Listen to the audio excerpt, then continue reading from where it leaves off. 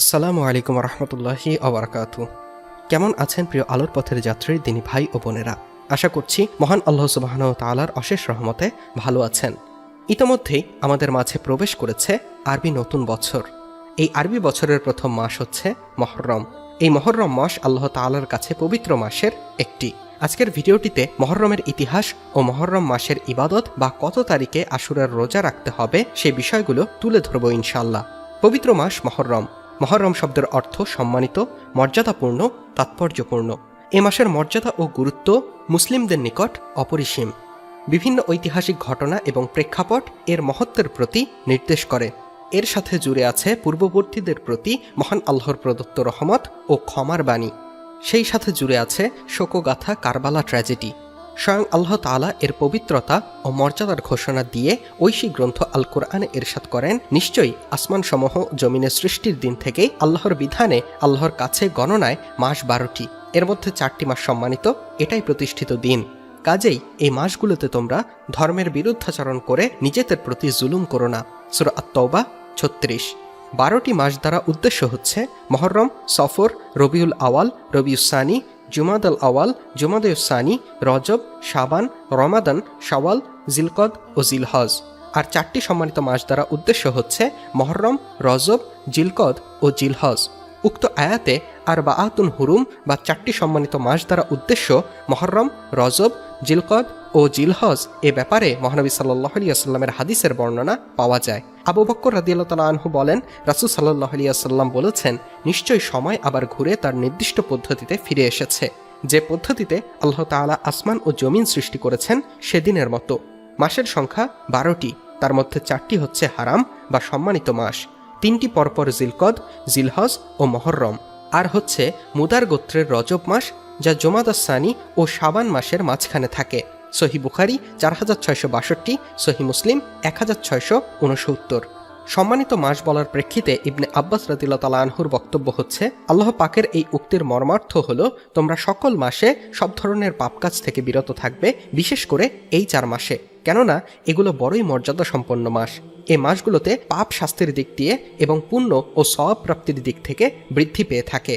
হযরত কাতাদা রাহিমাহুল্লাহ বলেন, এই মাসগুলোতে পাপের শাস্তির বোঝা বেড়ে যায়, যদিও অত্যাচার সর্বাবস্থাতেই মন্দ, কিন্তু আল্লাহ তাআলা তার যে কাজকে ইচ্ছে বড় করে দেখেন। তিনি আরও বলেন যে মহান আল্লাহ স্বীয় সৃষ্টির মধ্যে থেকে বাছাই ও মনোনীত করেছেন। তিনি ফেরেশতাদের মধ্যে থেকে দূত মনোনীত করেছেন, মানবজাতির মধ্য থেকে রাসূলদের মনোনীত করেছেন, কালামের মধ্য থেকে তার জিকিরকে পছন্দ করেছেন, জমিনের মধ্য থেকে মসজিদ সমূহকে পছন্দ করেছেন, মাসগুলোর মধ্য থেকে রমাদান ও হারাম মাসগুলোকে মনোনীত করেছেন, দিনগুলোর মধ্য থেকে শুক্রবারকে মনোনীত করেছেন, রাতগুলোর মধ্য থেকে লাইলাতুল কদরকে মনোনীত করেছেন। এভাবে মহান আল্লাহ যেটাকে চেয়েছেন প্রাধান্য দিয়েছেন। সুতরাং আল্লাহ তাআলা যেগুলোকে শ্রেষ্ঠত্ব ও মর্যাদা দিয়েছেন সেগুলোর মর্যাদা ও শ্রেষ্ঠত্বের প্রতি লক্ষ্য রাখা আমাদের অপরিহার্য কর্তব্য। মহত্ব ও মর্যাদায় পরিপূর্ণ আশুরা। মহররম মাস মর্যাদাপূর্ণ হওয়ার অন্যতম একটি কারণ হচ্ছে আশুরা। এ মাসের ১০ম তারিখকে আশুরা বলা হয়। পৃথিবী সৃষ্টির সূচনা লগ্ন থেকেই নানা ঘটনার সাক্ষী হয়ে আছে এই পবিত্র মাস মহররমের ১০ম তারিখ বা আশুরা। ইসলাম ও মুসলিমদের আন্তরিক ভালোবাসা ও শোকের সাথে জড়িয়ে রয়েছে এই স্মৃতি বিজড়িত মহররমের আশুরা।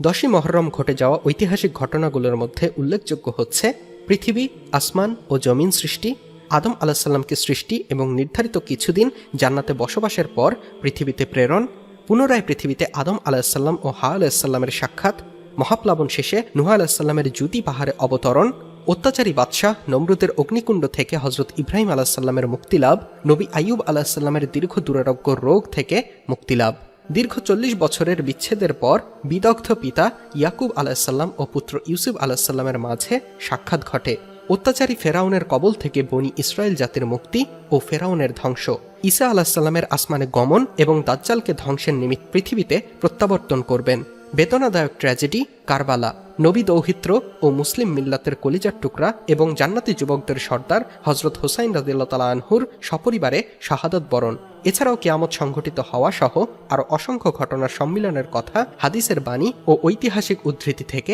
জানা যায়। পবিত্র মাস মহররম যুদ্ধ, বিগ্রহ ও অসংখ্য পাপ কাজে যেমনই কঠোর নিষেধাজ্ঞা এসেছে, তদ্রূপ এ মাসে আমলের ফজিলতের ব্যাপারে এসেছে অসংখ্য সুসংবাদ। আবু হুরায়রা রাদিয়াল্লাহু তাআলা আনহু থেকে বর্ণিত, তিনি বলেন, রাসূল সাল্লাল্লাহু আলাইহি ওয়াসাল্লাম বলেছেন, রমাদান মাসের রোজার পর সর্বোত্তম রোজা হচ্ছে আল্লাহর মাস মুহররমের রোজা, আর ফরজ নামাজের পর সর্বোত্তম নামাজ হচ্ছে রাতের তাহাজ্জুদ নামাজ। সহিহ মুসলিম 1163, রিয়াদুস সালেহিন 1175। আশুরার দিনে সিয়াম পালন। আশুরার রোজা সকল নবীর সুন্নত। মহানবী সাল্লাল্লাহু আলাইহি ওয়াসাল্লাম মদিনায় আগমনের পূর্বে এবং পরে আশুরায় রোজা রেখেছেন। আব্দুল্লাহ ইবনে আব্বাস রাদিয়াল্লাহু তাআলা আনহু থেকে বর্ণিত, নবী সাল্লাল্লাহু আলাইহি ওয়াসাল্লাম মদিনায় এসে দেখতে পেলেন ইহুদিরা আশুরার দিন রোজা পালন করছে।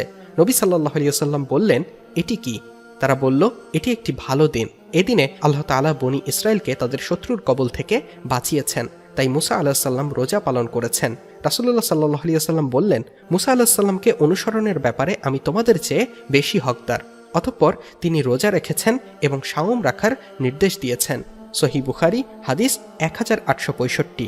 নবী সাল্লাল্লাহু আলাইহি ওয়াসাল্লামের সহধর্মিণী আম্মাজান হযরত আয়েশা রাদিয়াল্লাহু তাআলা আনহা থেকে বর্ণিত, আশুরা দিবস এমন একটি দিবস ছিল যে দিবসে জাহিলিয়া যুগে কুরাইশগণ রোজা রাখত।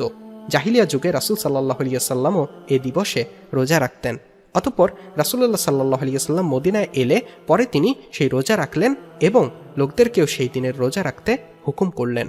অতঃপর যখন রমাদানের রোজা ফরজ হলো, উহাই ফরজ হিসেবে রইল। আশুরা দিবসের রোজা ছেড়ে দেয়া হলো। অতঃপর যে ইচ্ছা করত ওই দিবসের রোজা রাখত, আর যে ইচ্ছা করত না সে তা ছেড়ে দিত। বুখারী 2002, মুসলিম 1125, মুয়াত্তা ইমাম ও মালিক হাদিস নম্বর 649। রাসূল সাল্লাল্লাহু আলাইহি ওয়াসাল্লাম বলেন, আশুরার দিনে সাওমের ব্যাপারে আমি আল্লাহর কাছে আশা করি তিনি পূর্ববর্তী 1 বছরের পাপ ক্ষমা করে দেবেন। সহিহ মুসলিম হাদিস 1976। রোজা রাখার ক্ষেত্রে নিয়ম। মুহররমের 10 তারিখের সাথে 9 বা 11 তারিখেও রোজা রাখা। কেননা যখন সাহাবীদের পক্ষ থেকে আরজ হলো, ইয়া রাসূলুল্লাহ, এই দিনকে তো ইয়াহুদী সম্প্রদায় অনেক সম্মান করে এবং তারাও রোজা রাখে, এবং নবীজি বললেন, আগামী বছর থেকে আমরা 9 ও 10 তারিখে সিয়াম পালন করব। এ বিষয়ে আব্দুল্লাহ ইবনে আব্বাস রাদিয়াল্লাহু তাআলা আনহু হতে বর্ণিত, রাসূলুল্লাহ সাল্লাল্লাহু আলাইহি ওয়াসাল্লাম বলেছেন, তোমরা মুহররমের 9ম ও 10ম দিবসে রোজা রাখো। তিরমিজি 755। অন্য হাদিসে নবী করিম সাল্লাল্লাহু আলাইহি ওয়াসাল্লাম বলেছেন, আমি যদি আগামী বছর পর্যন্ত জীবিত থাকি তাহলে মুহররম মাসের 9 তারিখেও রোজা পালন করব। সহিহ মুসলিম 1134। সবিশেষ এ পবিত্র মাসকে শাহরুল্লাহ বা আল্লাহর মাস বলে সম্বোধন করা হয়েছে।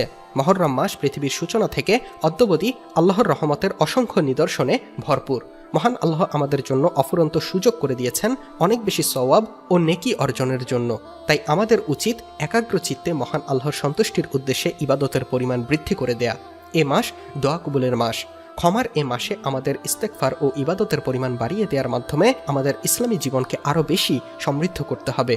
আশুরায় ইবাদত বন্দেগীর গুরুত্ব অপরিসীম। আমরা যেন মুহররম ও আশুরার মহত্ব হৃদয়ে ধারণ করতে পারি, আমাদের বাস্তব জীবনে এর শিক্ষা লালন করে প্রকৃত ইসলামের পথে চলতে পারি। মহান আল্লাহ আমাদের সবাইকে আমলের সাথে জীবন করার তৌফিক দান করুন, আমিন। আজকের ভিডিওটিতে যদি আপনি মুহররম মাসের তাৎপর্য বুঝতে সক্ষম হন তাহলে আমাদের কমেন্ট বক্সে আমিন লিখুন। তাছাড়া ভিডিও সম্পর্কে আপনার যে কোনো মতামত আমাদেরকে জানাতে পারেন। সেই সাথে ভিডিওটি শেয়ার করে অন্যদেরকেও মুহররম সম্পর্কে জানিয়ে দিয়ে সওয়াবের অধিকারী হন। আল্লাহ তাআলা সকলকে ভালো রাখুক, নিরাপদে রাখুক।